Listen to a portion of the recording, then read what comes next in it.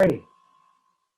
Hi, and welcome back to Newsmakers for another episode of Newsmakers Journal of the Plague Year. I am Jerry Roberts. It is Tuesday, October 6th, exactly 28 days before the existential election of our lifetime. Anyway, today I'm joined by my Calbuzz partner, Phil Trounstine, and we are going to be previewing the vice presidential debate tomorrow night, Wednesday, October 7th, between California Senator Kamala Harris and Vice President Mike Pence. How are you, brother? I'm doing good, partner. So ordinarily, we make light of vice presidential debates, and even Right. with a memorable line like Lloyd Benston's, Dan Quayle, Jack Kennedy, they really don't matter much. But this one seems to have an unusual amount of weight. Why is this one different than all others, to coin a phrase? Why is this debate different from all other debates? Well, we got a couple of old men, 74 to 77-year-old men, both of whom have health issues. Running, one worse than the not to mention us. one worse than the other. And so who the vice president is could be a substantial interest. One guy's got COVID and the other guy's 77. And so the vice president becomes a potential president. And more so than I think we normally think of being in play. So I think you think voters are going to be looking at Kamala and Pence and saying, "Gee whiz, one of these could actually be the president." And I think there's some of that. I mean, look, you get something like 40 million people watch a vice presidential debate, and 70 million people watch a presidential debate. It's that the interest is not near, not a little better than half is great, but but this time it might be up there a ways. It's not going to be. I wouldn't be surprised because you have the whole. It's historic. Kamala is the first woman of color on a ticket. Right. It's kind of her national coming out party. I mean, yeah, she did all those Democratic primary debates, but right. That was a small group. And the circumstances, with Trump having COVID, I think the circumstances sort of create just a little bit more drama all around in terms of politics. The president goes into the hospital. That's a big deal. That in terms of context in which this is taking place. Well, and also, I think that Biden and Harris, the Democrats, wanted to define the election, as a referendum on Trump's handling of the pandemic. And Right. Here you have Pence, who was head of the coronavirus task force. So, Right. what should Kamala do, and how does she play it with Trump being still sick, even though he's become Don Perone and he's defeated COVID or whatever it is he's saying. Right. Well, it's a tricky line.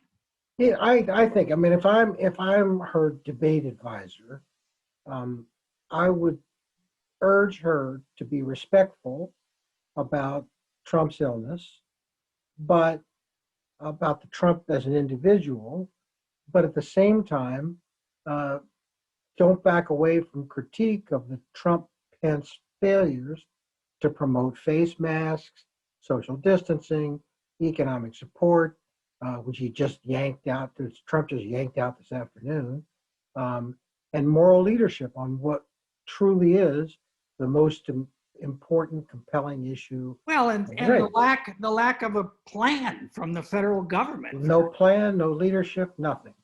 And so what's Pence got in his portfolio, except some meetings at which nobody wore a mask? I mean, they didn't really do anything. Trump took over everything and went to the microphone himself. So if there's a task force, it's notable for its lack of of any kind of accomplishment. And I think that the physician who was in front of Congress the other day said just wearing a face mask could save 100,000 lives.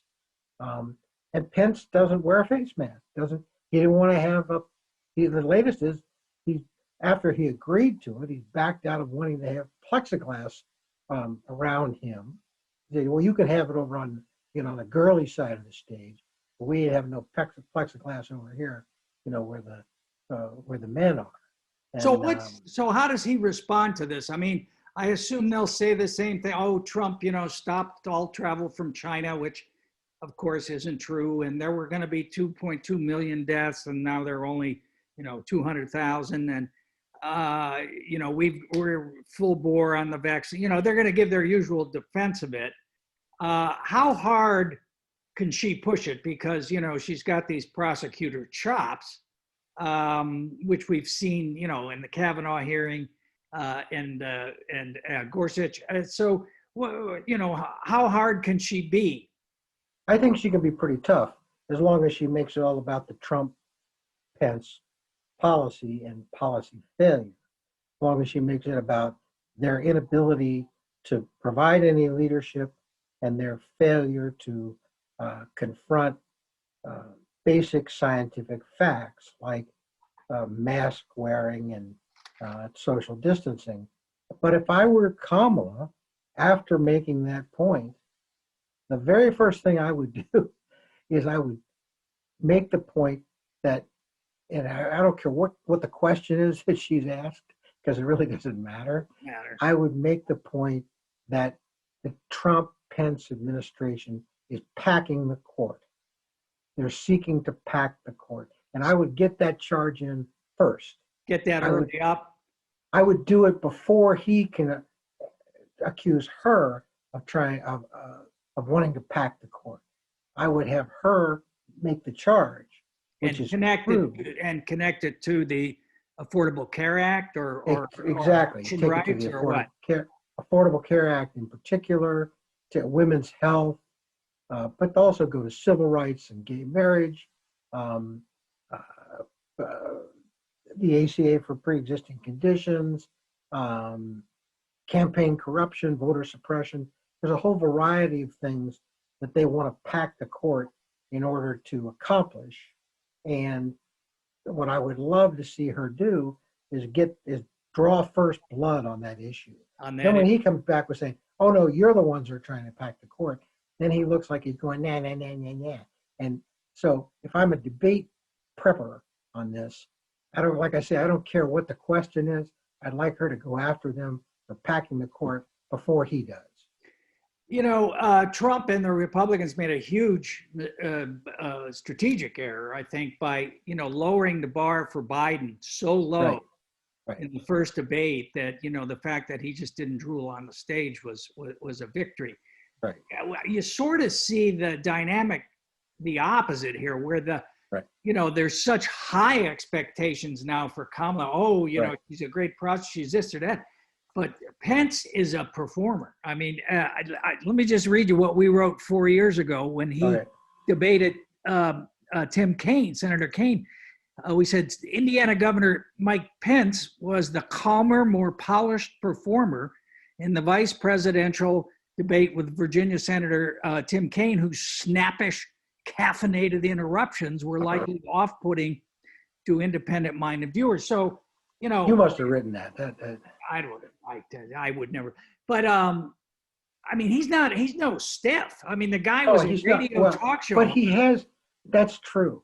But that's why another thing I would do if I were advising Kamala is I would have her look at the camera and tell the viewer that you have to note that while he has this kind of piety about his presentation, the things that he and Donald Trump stand for are opposition to all abortion rights, support for voter suppression. They reject gay marriage. Get Pence to be in favor. He's an ally with the paramilitary racists. They want to end insurance for pre-existing conditions. In other words, say to the viewer, look straight at the viewer and make the viewer understand. He sounds like he's very pious. He sounds like he's very reasonable. But in fact, these are policies that he stands for. And say, isn't that right? Isn't that right, Mr. Vice President? Those are things that you stand for. So because that sort of saccharine piety, just he's so disciplined about it, though. You know what I mean? Oh, brilliant! He fakes sincerity as well as anyone I've seen in politics, and it is off-putting. Yeah, Bill Clinton would bite his lip, All right, so let's flip it around. So what does Pence do? Do you expect him to try to make her out to be, sort of 12 degrees to the left of Fidel Castro? Angry black woman. She is responsible for the not so peaceful protests. Yeah. She's out there breaking windows, burning, shooting cops. She's Antifa. Yeah. She's a personification of all that's wrong in the inner cities. I think Pence will sort of go that direction. And, I don't know if that's a winning strategy or not. But what else has he got? I mean, she doesn't, unless he wants to come at her from the right, sort of say, an attacker for having, sought to put parents of kids who are absent from school in jail. Well, as you and I know very well, she's got a lot of vulnerabilities. I mean, we got a whole file full of them. She's got vulnerabilities from the left and the right. From the left and the right. So, I mean, but that's the question. Is he going to go after her for her, like, you refused to the death penalty for a cop killer. You let an immigrant out of jail who killed 2 people in a San Francisco. Yes, he'll do those things. Or is he going to make their theory of the case, Biden is just an old man and the Trojan horse, and you're the one who's, going to lead with AOC. Don't you think he'll do both those things? I think he'll try to do both of those. He's got to go after her from the right. Although he may go after her from the right and the left, I don't know. So go after her as anti-police, defund the police, like that. Right. And so you're that, and that's what Biden is, and you're both, spell the ruination of America. Whereas I am, Mr. Reasonable from Indiana, the heartland, and I'm just a Hoosier at heart, and who could not like me? I think it's hilarious that Pete Buttigieg has been playing Pence in her debate prep. That's so perfect. But it's also tricky for Pence because Trump doesn't mind coming across as being a racist. I mean, it's just who he is, and it's his brand. But Pence is kind of more courtly and civil and stuff. So he's got to walk a very fine line about not seeming to be a racist and also not seeming to be a sexist, does he not? I think he'll try to do. Yeah, I think that's exactly what he'll try to do. And Kamala's job is to not let there be any space between Mike Pence and Donald Trump. That is, you're his loyal vice president. This is what the Trump-Pence administration stands for. And you led the pandemic response, and that didn't. Well, but then what about if she doesn't want there to be any space between Pence and Trump? He wants there to be a lot of space between her and Biden. Presumably starting with the the moment in the Democratic primary when she called him a racist over busing, which was kind of a interesting thing, and Ace had the T-shirts all set to go, but be that as it may. So how does she handle that? Well, she doesn't want there to be any space, although, a smart move, don't you think a kind of great sister soldier move would be for her to have one thing in her back pocket, where she's going to have to push President Biden on. Maybe something, maybe it's a little bit more conservative than Biden would want to be. I don't know what it is exactly, but it would be good to have something in her pocket. Maybe it's to say, I think we have to be tough on offenders. I'm not so sure about giving the vote to felons if they were violent felons or something. I don't know exactly what it is.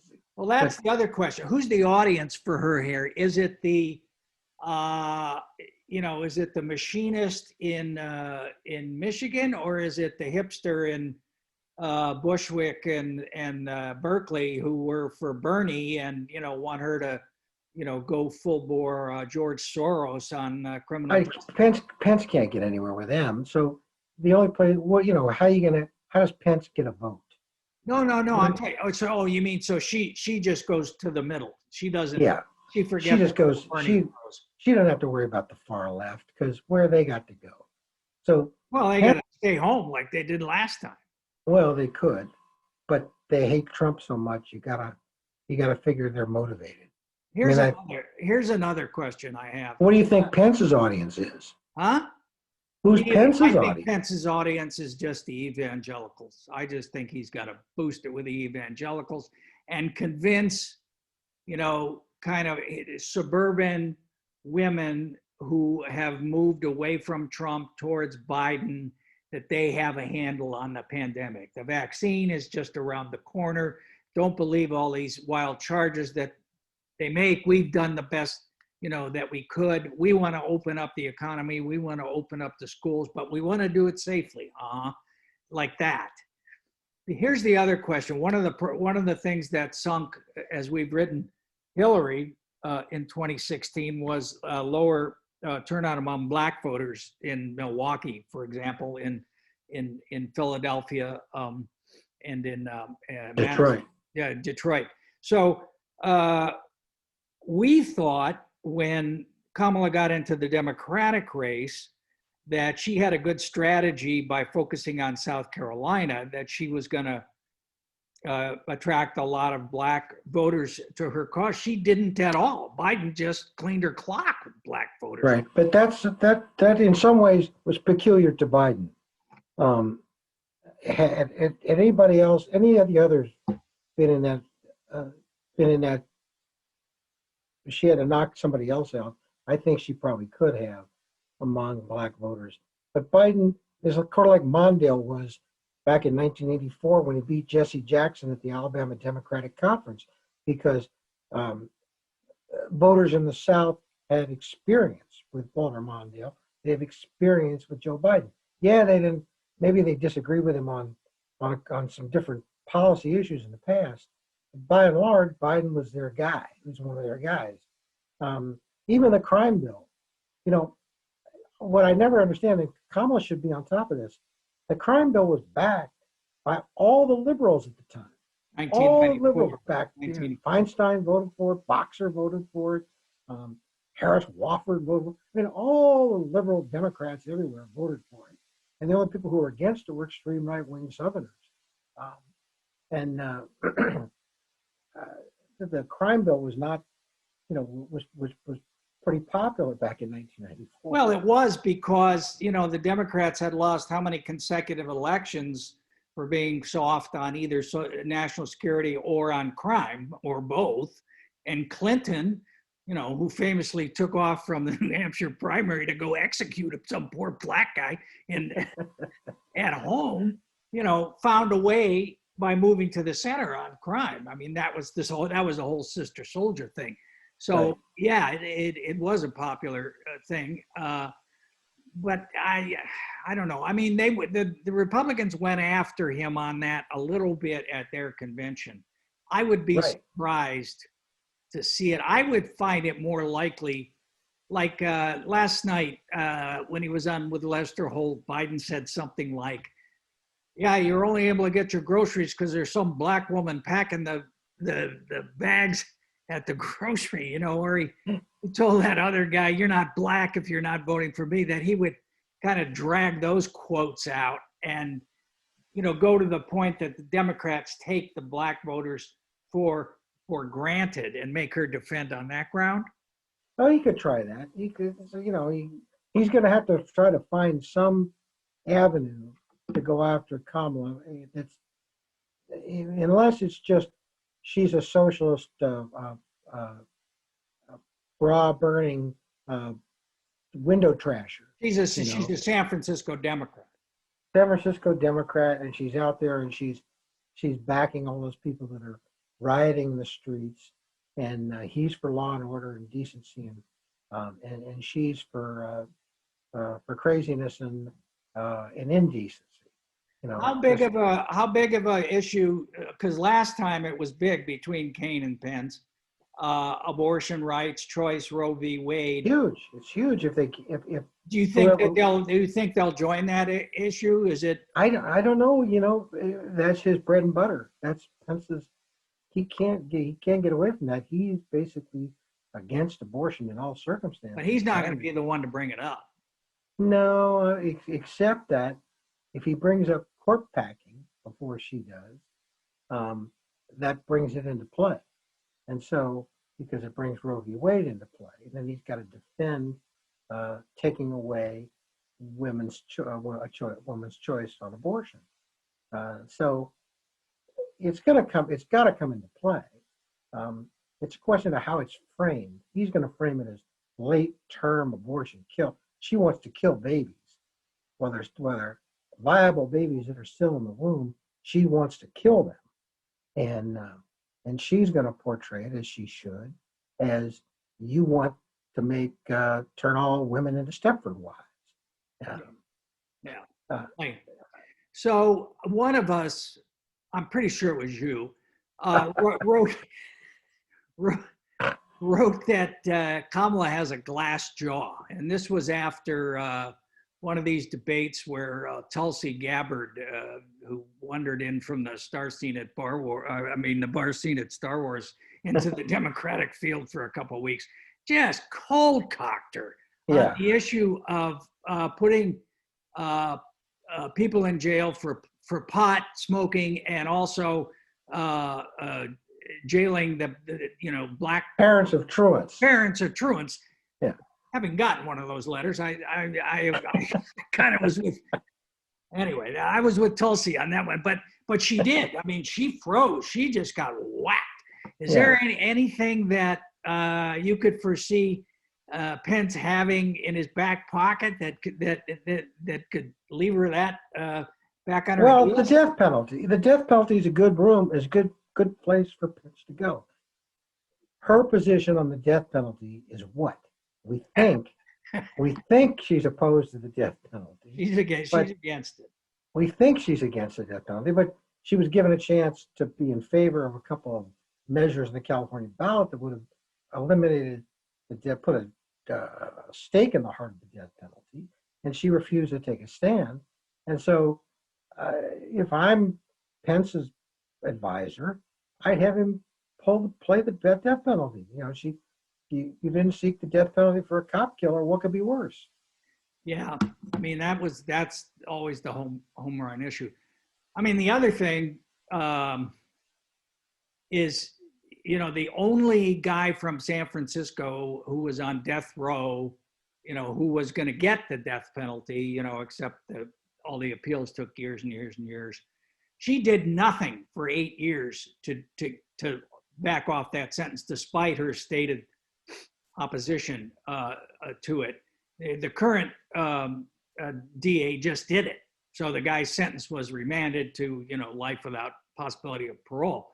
So again, it's kind of like she's always trying to have it both ways, and she's so cautious about things that he could whoop her, but I don't think he'll come at her from that angle.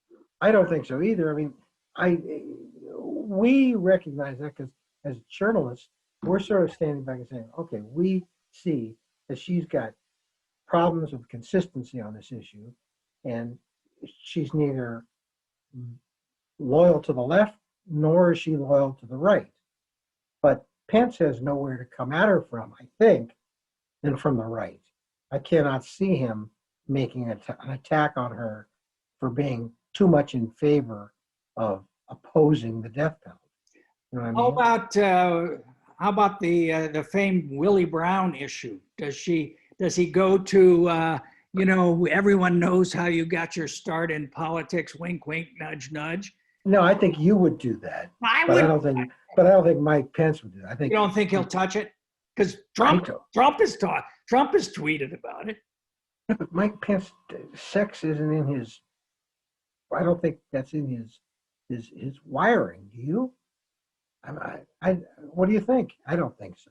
I don't know. All right, so let me just ask you about Trump and COVID. I mean, oh my goodness. So he has to go to Walter Reed Hospital.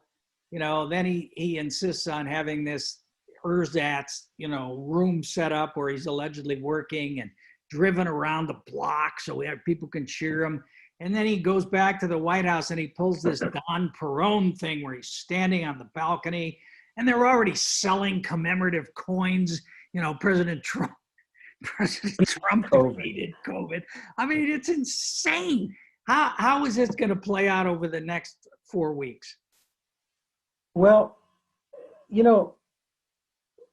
is such a bristling case of sheer narcissism. And, as we know, Calbuzz laid this out long before we were there first. Long before anybody else. Dr. Hackenflack was on the case. His narcissism, he's wired in such a way that he could not stand being in the hospital for 2 days without having some cheering and applauding and adulation. It just was driving him crazy. And so he had to go out and drive around and get waved at. But wasn't it nice? Wasn't it nice to have 2 whole days where he wasn't just stirring? It was so relaxing in a way. It just, I still think that's Biden's strongest issue. You won't have to think about what I'm doing. Don't worry, Well, Biden gave a speech today at Gettysburg, and the most remarkable, it was a very fine speech. It was really well crafted. And he had good things to say. But the overwhelming thing about it was he sounded so normal. He sounded so calm. And he sounded like a human being. And I just think there's a lot of older voters, they're not, of course, older than us. Yeah, much older than us. Who are sitting around going, exactly what you just said. I'm exhausted. Let's just have some normalcy and some decency. And this COVID thing has made Trump look like he's really batshit, don't you think? Can you say that in your ear? No, but that's it. Well, we can say it on this air. We can't say it on my podcast, but that's okay. I'll get it fixed. Yeah, but you and I have been so bad at reading the public reaction. Well, that's true. Well, no, we actually read the national public will. Yeah. But we had no way of knowing that the Democrats weren't organizing well in Michigan and Pennsylvania. Well, no, here's what it was for Wisconsin. me. That in the exit polls in 2016, 62% of Donald Trump voters said he was not fit to be president. Which he wasn't. That's where I had a failure of imagination. I just assumed, ergo, we're not going to vote for him. But that was. But they didn't, Jerry. That's, don't remember the facts. 73,000 votes in 3 states. He won the Electoral College by a very thin little hair from whatever part of one's body. He won by that. And we've all had PTSD ever since that night. I know. But and the polling that we were relying on stupidly was, our big mistake was we knew national polls didn't mean anything, and we kept paying attention to them anyway. Yeah, we didn't. They was just bad polling in Michigan and Wisconsin particularly. Yeah, it was, and I think that the press, I think the pollsters have learned their lesson, and they're being very careful to poll in the swing states, and they're taking into account education as a demographic, which they were not doing back in 2016. They weren't using college education as a measurable demographic to grab their voters.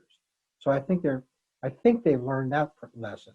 Now, maybe if they're wrong this time, polling will be dead forever. But chances are they're right this time. And if anything, they're being a little more conservative than they should be. All right. So look, it's we got 28 days to go, so 28 more October surprises. I'm sure that by the time we speak again next week, the world will have changed 3 more times. See, that's what's the thing. What happened to Trump's taxes? I know. See, that's why I thought the whole COVID thing was fake from the beginning. That was like, what taxes? And those poor people on the New York Times. This is twice. They've labored for years on these stories. It's just stuff, and then it's just gone. It's just gone in the wind. He just buries it. He comes up with something worse to bury the worst possible news. It is the most amazing feat of political theater that we've ever seen. Yeah. All right, man. I'll talk to you next time. Take it easy. Stay safe.